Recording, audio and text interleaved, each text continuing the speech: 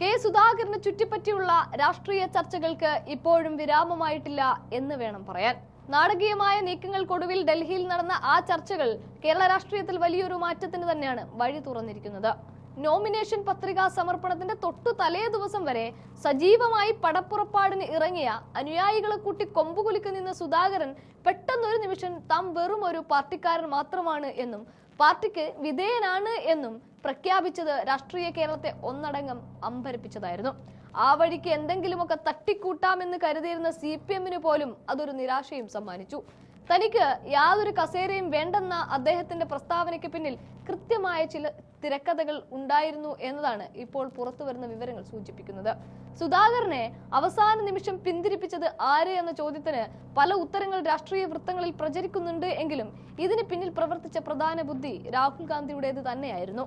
സുധാകരനെ പോലൊരു കരുത്തനായ നേതാവിനെ ഒതുക്കുകയല്ല, മറിച്ച് മെരുക്കി പാർട്ടിക്ക് ഗുണകരമായ രീതിയിൽ ഉപയോഗിക്കുക എന്ന തന്ത്രമാണ് രാഹുൽ നടത്തിയത്.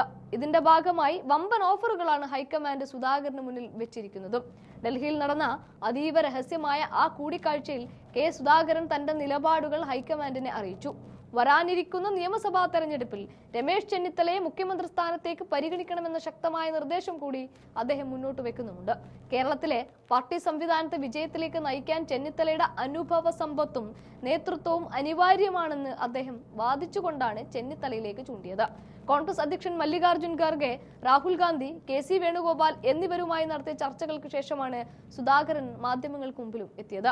മുഖ്യമന്ത്രി സ്ഥാനത്തിന് ഏറ്റവും അർഹൻ ചെന്നിത്തലയാണെന്ന തന്റെ പഴയ നിലപാടിൽ മാറ്റമില്ലെന്ന് അദ്ദേഹം അവിടെ ആവർത്തിച്ചു പറയുകയും ചെയ്യുന്നുണ്ട്. തന്റെ ഈ നിർദ്ദേശം ഹൈക്കമാൻഡ് ഗൗരവത്തോടെയാണ് പരിഗണിക്കുന്നത് എന്നും പറഞ്ഞു. സംസ്ഥാന രാഷ്ട്രീയത്തിലെ ഗ്രൂപ്പ് സമവാക്യങ്ങളെ മറികടന്ന് പാർട്ടിയെ ഒറ്റക്കെട്ടായി മുന്നോട്ട് കൊണ്ടുപോകാനുള്ള ഒരു ഫോർമുലയായിട്ടും ഇതിനെ നമുക്ക് കാണാനും സാധിക്കും. സുധാകരൻ ഈ വിട്ടുവീഴ്ചകൾക്ക് പകരമായി വലിയൊരു പദവിയാണ് അദ്ദേഹത്തെ കാത്തിരിക്കുന്നത് എന്നും പറയുന്നുണ്ട്. ദേശീയ രാഷ്ട്രീയത്തിൽ സുധാകരന്റെ സേവനം ഉപയോഗപ്പെടുത്താൻ ഹൈക്കമാൻഡ് തീരുമാനിച്ചും കഴിഞ്ഞിട്ടുണ്ട്. AICC തലത്തിൽ അദ്ദേഹത്തിന് ഉന്നത പദവി നൽകുമെന്ന ഉറപ്പ് രാഹുൽ ഗാന്ധി നേരിട്ട് നൽകിയതായാണ് റിപ്പോർട്ടുകളും വരുന്നത്. സുധാകരന് പാർട്ടിയിൽ നൽകുന്ന പ്രാധാന്യം വ്യക്തമാക്കുന്നതായിരുന്നു രാഹുൽ ഗാന്ധി തന്റെ സോഷ്യൽ മീഡിയ പേജിൽ പങ്കുവച്ച കുറിപ്പും. പ്രതിസന്ധികളെയും വെല്ലുവിളികളെയും അതിജീവിച്ച് കേരളത്തിലെ ജനങ്ങൾക്കായി പോരാടിയ കരുത്തനായ നേതാവ് എന്നാണ് രാഹുൽ സുധാകരനെ വിശേഷിപ്പിച്ചതും. സുധാകരനുമായുള്ള ആ കൂടിക്കാഴ്ചയ്ക്ക് വലിയ രാഷ്ട്രീയ പ്രാധാന്യമാണ് ഡൽഹിയിൽ ലഭിച്ചത്. തനിക്ക് പദവികൾ ഉണ്ടെങ്കിലും ഇല്ലെങ്കിലും സാധാരണ പ്രവർത്തകർക്കൊപ്പം നിൽക്കാനാണ് താല്പര്യമെന്ന് അദ്ദേഹം പുറമെ പറയുന്നുണ്ട് എങ്കിലും ദേശീയ നേതൃത്വത്തിന്റെ ഭാഗമാകുന്നത് അദ്ദേഹത്തിന്റെ രാഷ്ട്രീയ ജീവിതത്തിലെ പുതിയ അധ്യായവുമായിരിക്കും.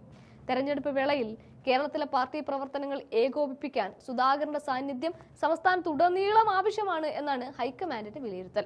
നിലവിലെ KPCC അധ്യക്ഷൻ സണ്ണി ജോസഫ് പേരാവൂർ മണ്ഡലത്തിൽ സ്ഥാനാർത്ഥിയായതോടെ അവിടെ കൂടുതൽ ശ്രദ്ധ കേന്ദ്രീകരിക്കേണ്ടി വരും. മുൻപ് ചെറിയ ഭൂരിപക്ഷത്തിന് മാത്രം ജയിച്ച മണ്ഡലമായതിനാൽ സണ്ണി ജോസഫിന് മുഴുവൻ സമയം അവിടെ ഉണ്ടാകേണ്ടത് അനിവാര്യവുമാണ്. ഈ സാഹചര്യം പരിഗണിച്ചാണ് KPCC അധ്യക്ഷന്റെ താൽക്കാലിക ചുമതല കൂടി സുധാകരനിലേക്ക് എത്താനുള്ള സാധ്യതകളും തെളിയുന്നത്. നിയമസഭാ തെരഞ്ഞെടുപ്പിൽ കണ്ണൂരിൽ നിന്ന് മത്സരിക്കാനുള്ള തീരുമാനം ഉപേക്ഷിച്ച സുധാകരൻ ഇപ്പോൾ പാർട്ടിയുടെ പ്രചാരണ മുഖമായി കേരളം മുഴുവൻ നിറഞ്ഞു നിൽക്കാൻ പോവുകയാണ്. ഒതുക്കപ്പെട്ടവൻ എന്ന് കരുതിയിടത്ത് നിന്ന് പാർട്ടി ഏൽപ്പിച്ച വലിയ ദൗത്യങ്ങളുമായിട്ടാണ് സുധാകരൻ ഇപ്പോൾ മടങ്ങിയെത്തുന്നത്.